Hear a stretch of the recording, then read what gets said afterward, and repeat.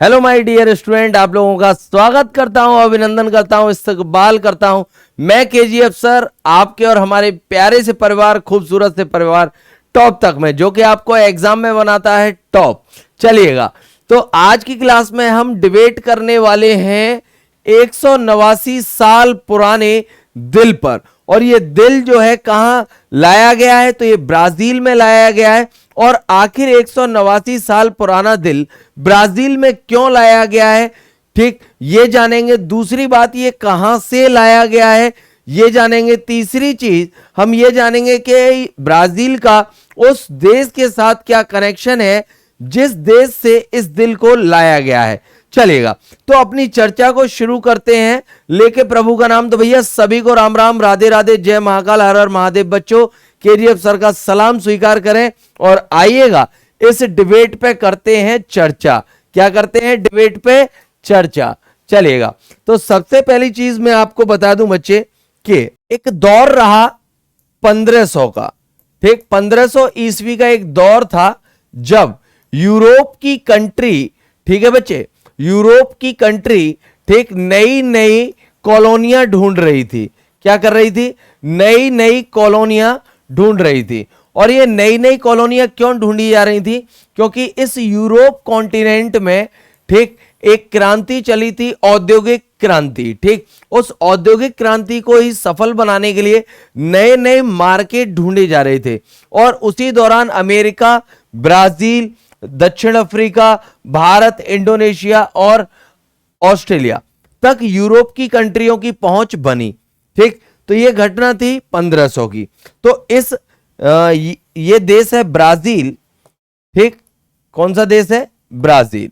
और इस यूरोप का एक कंट्री है पुर्तगाल। कौन सा देश है? पुर्तगाल। तो इस पुर्तगाल का इस ब्राजील पर क्या हो गया? कब्जा। और पुर्तगाल ने ब्राजील को क्या बना लिया? अपनी कॉलोनी बना लिया। ठीक, और इस कॉलोनी में वो अपने व्यापार को दिन प्रतिदिन बढ़ाता रहा। ठीक, वहीं दूसरी बात अगर मैं बात करूं कि पुर्तगाल के साथ इतिहास में एक ऐसी घटना हुई कि उस घटना ने इस पुर्तगाल का ब्राजील से गहरा नाता कर दिया।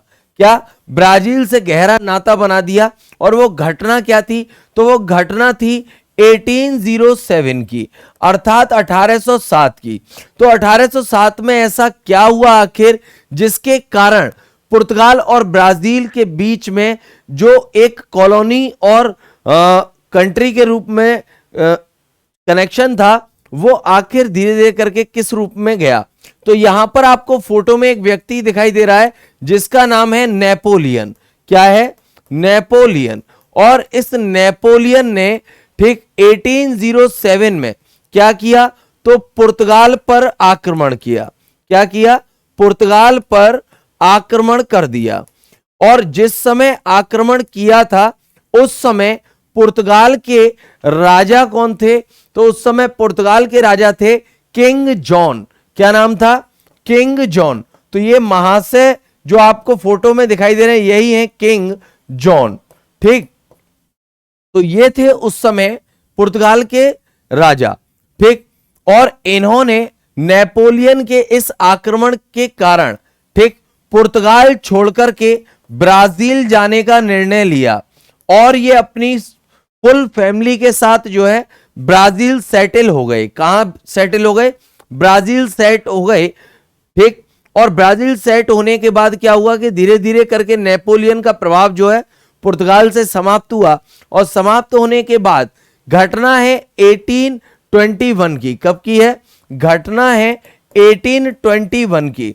तो 1821 में क्या हुआ था? तो 1821 में पुर्तगाल के लिस्बन में एक राजनीतिक क्रांति हुई थी जिसके कारण किंग जॉन को ब्राजील से पुर्तगाल वापस आना पड़ा। मगर ये तो आ गए वापस, मगर इनके जो पुत्र थे, क्या? इनके जो पुत्र थे जिनका नाम था डॉम पेड्रो प्रथम। क्या नाम था? डॉम पेड्रो प्रथम। ठीक, तो ये जो डॉम पेड्रो प्रथम है ये ब्राजील में ही रह गए। कहां पर रह गए? ब्राजील में ही रह गए। ठीक, और पिता कहां चले गए? पुर्तगाल चले गए। तो पिता के पुर्तगाल जाने के बाद इन्होंने ब्राजील को ही अपना ठीक कह सकते हैं कि राज्य बनाने का प्रयास किया। और उसके लिए इन्होंने क्या किया, तो इन्होंने इतिहास में वो काम कर दिया जो आज तक किसी ने नहीं किया था, पुर्तगाल के किसी राजा ने। तो इन्होंने 1822 में क्या, इन्होंने 1822 में 7 सितंबर को क्या, 7 सितंबर को ठीक क्या कर दिया, तो ब्राजील को स्वतंत्र कर दिया। क्या, ब्राजील को स्वतंत्र कर दिया। किससे स्वतंत्र कर दिया, तो अपनी मदर कंट्री पुर्तगाल से। ठीक, और पुर्तगाल की जनता ने इन्हें यहां का राजा घोषित कर दिया और इन्होंने राजा बनने के बाद यहां पर शासन किया। तो इस तरीके से ब्राजील और पुर्तगाल के बीच में कड़ी जुड़ी, ठीक, और एक मधुर संबंध स्थापित हुए। और ये सब कुछ जो हो पाया वो किसके कारण हो पाया, तो डॉम पेड्रो प्रथम के कारण। किसके द्वारा, डॉम पेड्रो प्रथम के कारण।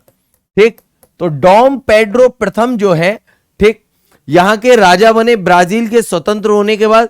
और ये हैं डॉम पेड्रो प्रथम। इन्होंने ठीक ब्राजील के जितने भी शत्रु थे उनको धीरे धीरे करके समाप्त किया और समाप्त करने के बाद ब्राजील को एक भय मुक्त देश बनाया। ठीक, तो कहीं ना कहीं हम कह सकते हैं कि डॉम पेड्रो प्रथम, ठीक, जो कि पुर्तगाल के राजा, क्या, पुर्तगाल के राजा किंग जॉन के पुत्र थे, उन्होंने ब्राजील में क्या किया, शासन किया और वहां की प्रजा के दिल में अपने लिए जगह बनाई। और जगह कैसे बनाई, तो ब्राजील को स्वतंत्र करके। हालांकि इस ब्राजील की स्वतंत्रता के खिलाफ पुर्तगाल की संसद थी, मगर फिर भी डॉम पेड्रो प्रथम ने उसकी कोई परवाह नहीं की। और परवाह नहीं की इसी कारण ये यहां के लोगों के बीच में जो है अपनी जगह बना पाए। अब कुछ समय बीत जाने के बाद कहते हैं कि डॉम पेड्रो प्रथम को अपनी मदर कंट्री से कई बुलावे आए, कई राजदूत आए, कई पत्र आए, मगर डॉम पेड्रो प्रथम नहीं गए।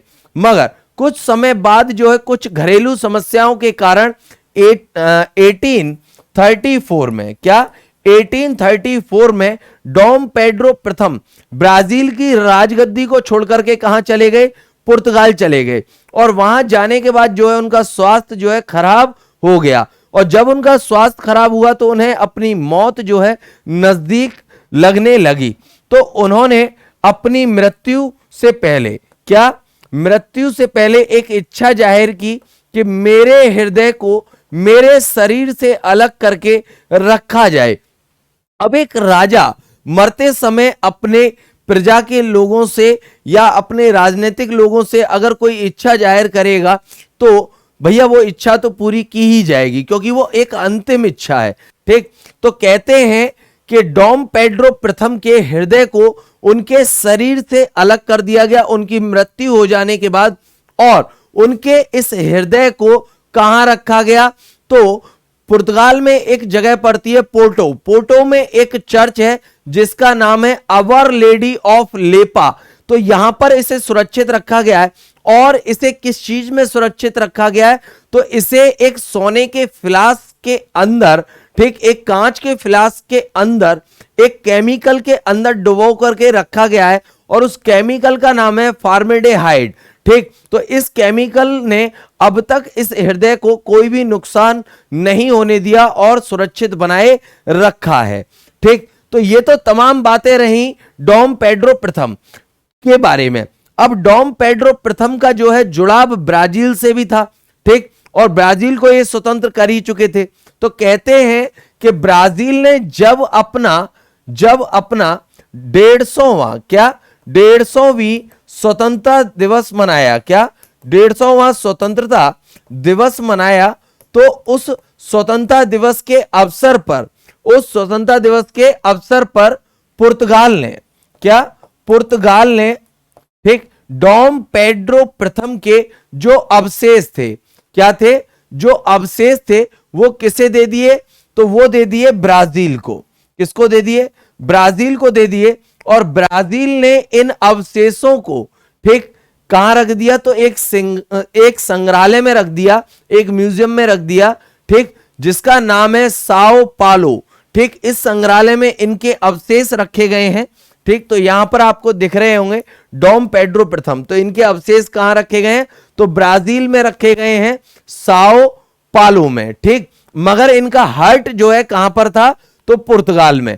ठीक, अब हाल ही में क्या होने वाला है, तो हाल ही में 7 सितंबर को, क्या हाल ही में 7 सितंबर को, कब, तो 7 सितंबर 2022 को, 7 सितंबर